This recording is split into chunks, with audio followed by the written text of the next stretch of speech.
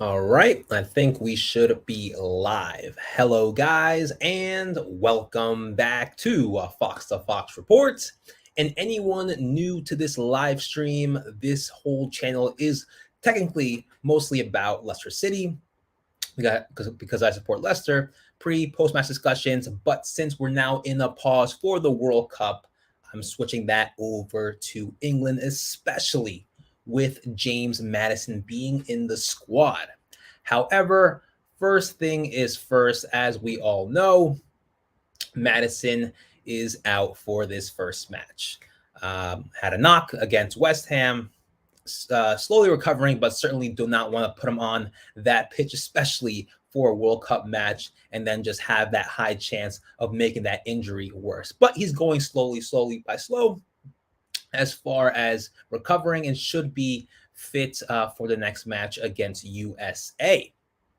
But like I said, welcome to the pre-match review. England versus Iran for this first match of the World Cup Group B, where it's going to be a lot of things because you don't know what to expect. It's Qatar. The temperature is very high. Can we withstand? How confident are we coming into this first match? Now, there's been a lot said with certain picks, players coming into this World Cup squad, missing players due to injury, players that should be on the squad but haven't been called up, a lot of things. So how confident do you guys think, coming into this World Cup with this England squad?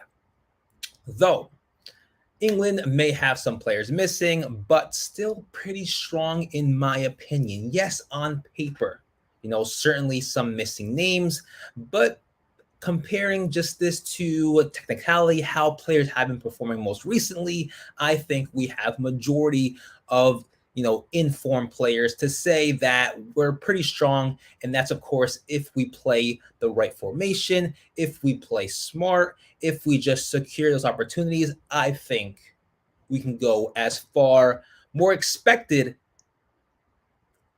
expected in this World Cup. So also, like I said, going back into temperature could play a massive part.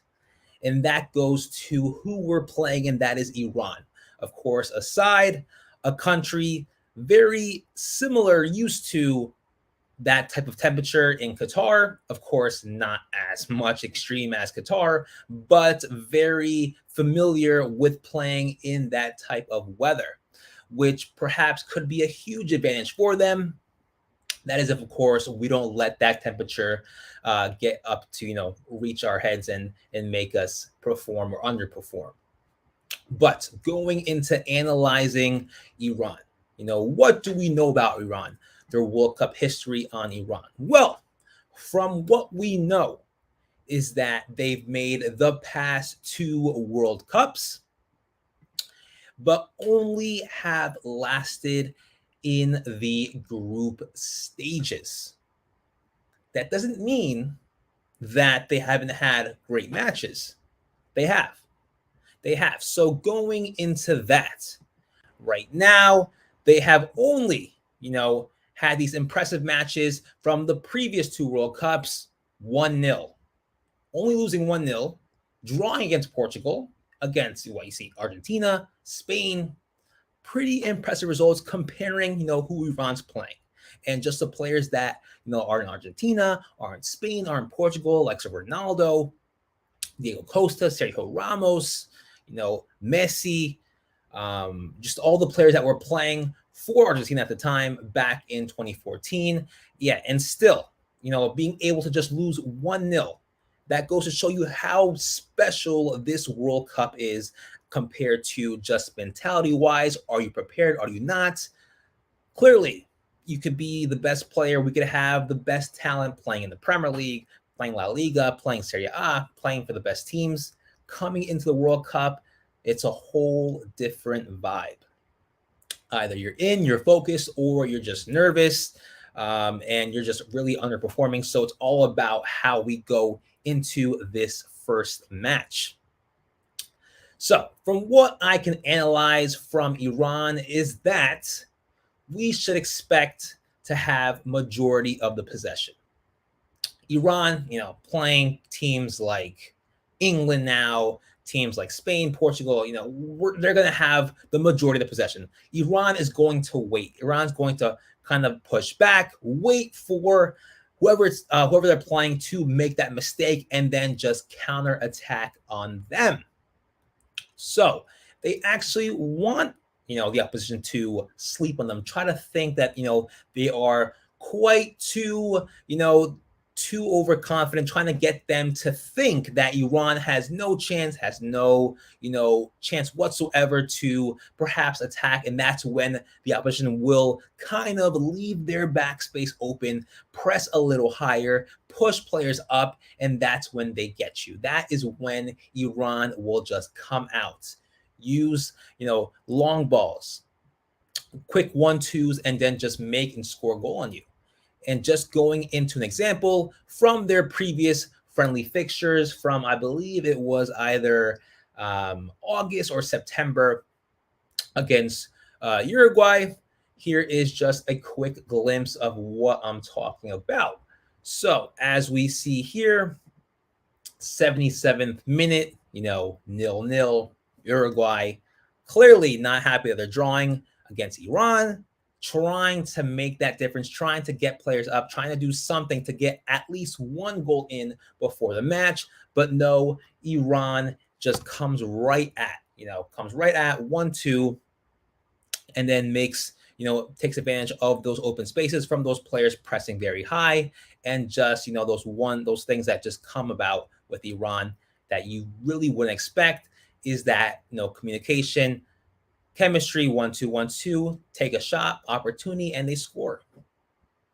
Something that will just leave the opposition very, very unexpected. So, like I said, that is something that, of course, England have to look out for. If they don't look out for that, then, that's when everything crumbles to the ground. So, first things first, it's all about just securing, our whole just mentality-wise, just coming into the game, being very just mentally strong, playing to the formation of Gareth Southgate, and just making sure we do not slip up. We do not let any open space, come open about behind us. Now, going into just, certain questions, debates, discussions. Now, given the fact with some players being called up, like Harry Maguire, played in the last World Cup, did fairly well. However, most recently, kind of a laughingstock, not playing for Manchester United. The fact they have Martinez now, but he still is called up because, of course, of his history with England. So it's something that whether you say, why wouldn't he get called up, or why is he called up? So what are your thoughts on starting Maguire? Certainly, if you ask me, I have other selections that I'd rather put instead of Maguire. But given the fact his relationship with Gareth Southgate, that kind of will be more of choosing Maguire to start. And it's just kind of inevitable if he starts, and it's not surprisingly. It's not going to be surprising if he starts. Also, with goalkeepers, Jordan Pickford. As we know, Everton aren't doing well, but from who I've been talking to, some colleagues, some friends, saying that Pickford is the England's number one goalkeeper that should be starting. Don't have to look at Everton because it's just Everton that's at fault for letting all those goals in. But just going off, consistency, winning matches and stuff, I'd rather go with Ramsdale rather than Pickford. But some could say that Pickford is a whole different goalkeeper when it comes to playing for England. So just a little discussion there. So whether you pick Pickford or Ramsdale, leave it all in the comment section below. And of course, guys, if you keep on enjoying this, type of content with England, with Leicester City even, don't forget to drop a like and subscribe. Now, going into Iran's predicted formation based on their recent previous matches and just some history on the World Cup. They've always gone with 4 in the back, of course, not with 3. compared to who they've been playing. Portugal, Argentina, Spain, they're definitely not going to go with three in the back. So expect four in the back for Iran. But either, having three defensive midfielders, two defensive midfielders, I expect them to go with a 4-3-2-1.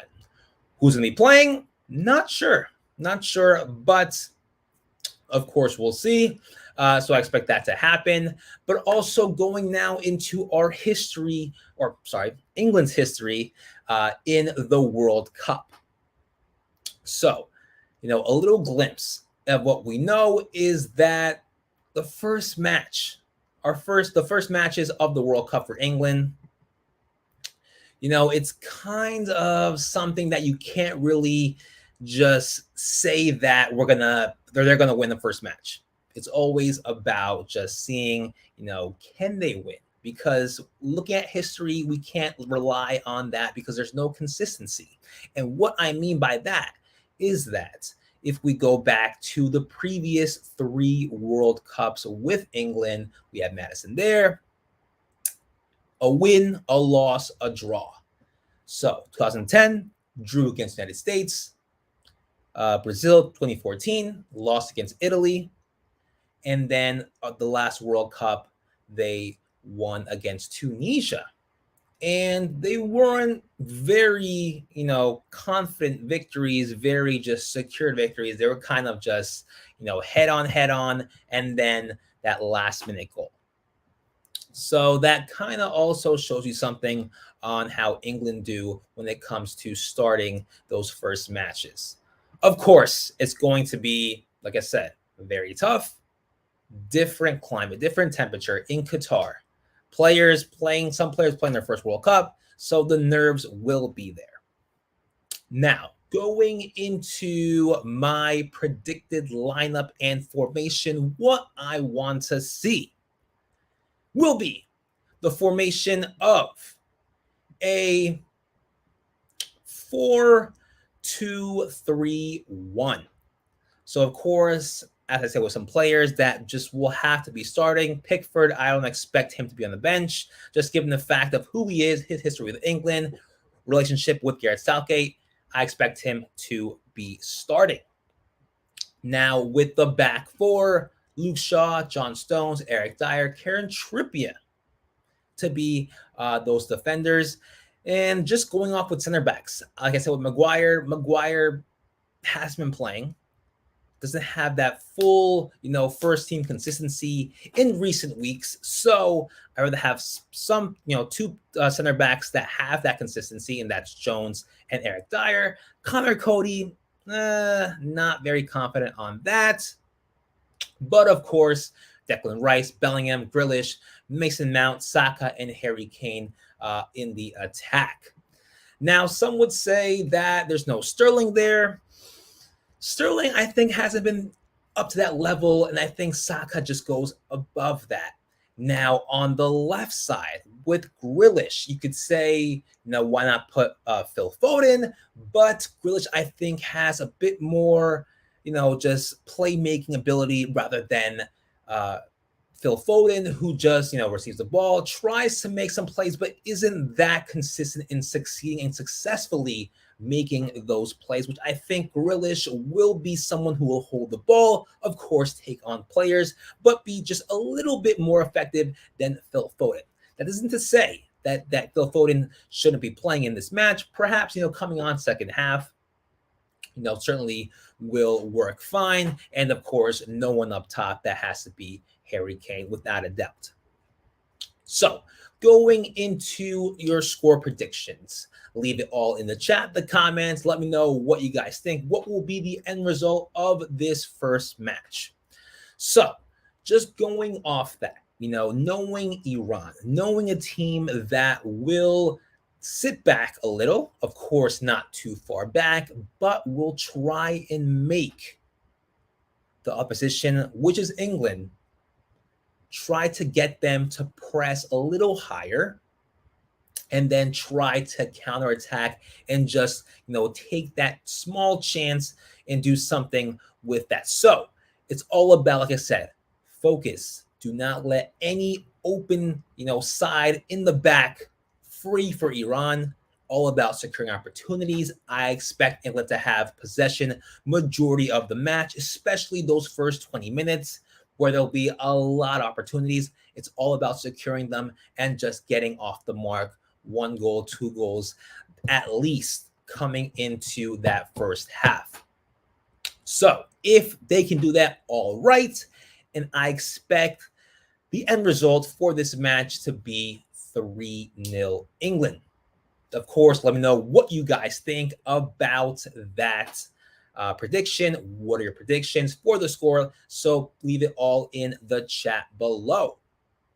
Now, England going also to Leicester City. That isn't the only game going on for our players playing in this World Cup. We also have other Leicester City players that will be participating today in their first match for their respective countries. And that is Danny Ward and Pappy Mendy. Of course, we know Danny Ward plays for Wales. Will he start? Perhaps, maybe. I would.